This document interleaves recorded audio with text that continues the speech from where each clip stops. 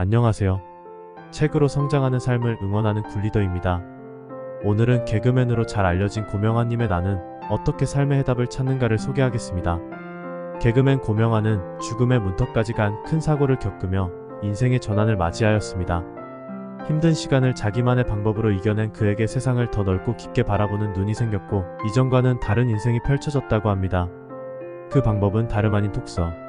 저자는 무슨 일을 하든 세상을 보는 자신만의 시각과 흔들리지 않는 태도를 가지기 위해서는 바로 책이 필요하다고 말합니다.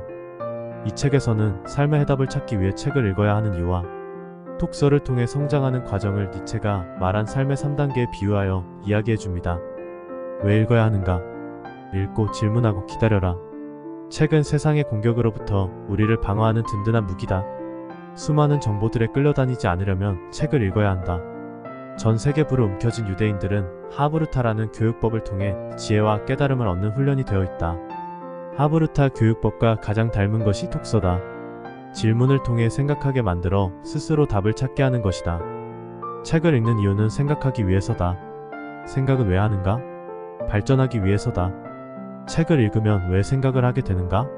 책이 당신에게 질문을 던지기 때문이다. 자신에게 던지는 좋은 질문 한 개가 인생을 바꾼다. 그 질문을 찾기 위해 책을 읽는다. 니체에게 배우는 삶과 독서의 3단계. 주어진 길을 걸어가는 낙타 단계. 낙타처럼 묵묵하게 참고 견디며 그 안에서 사자의 심장을 키워라. 내 속에 사자의 심장이 장착되면 저절로 낙타 단계를 졸업하게 된다. 서두르지 말고 자신의 속도를 느끼며 견뎌라. 견뎌야 한다. 독서의 고통은 고통이 아니라 에너지를 내 안에 쌓는 것이다.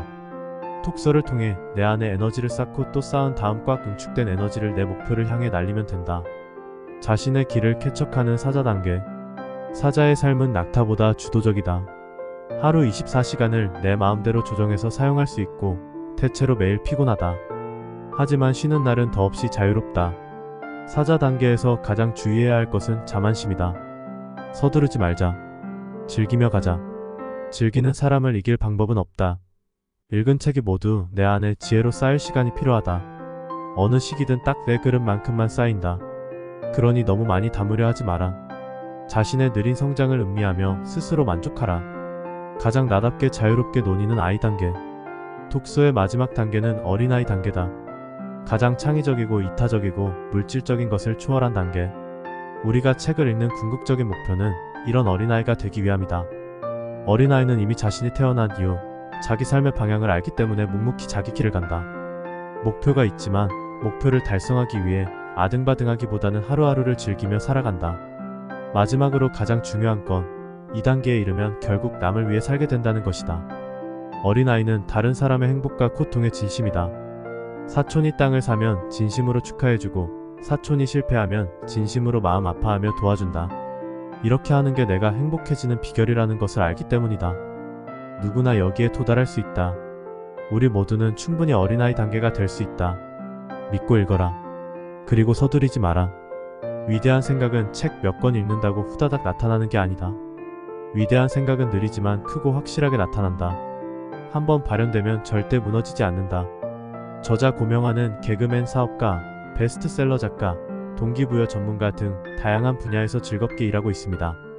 책을 통해 돈을 벌고 작가가 되고 자신의 이야기가 필요한 곳이면 어디든 망설이지 않고 달려간다고 합니다.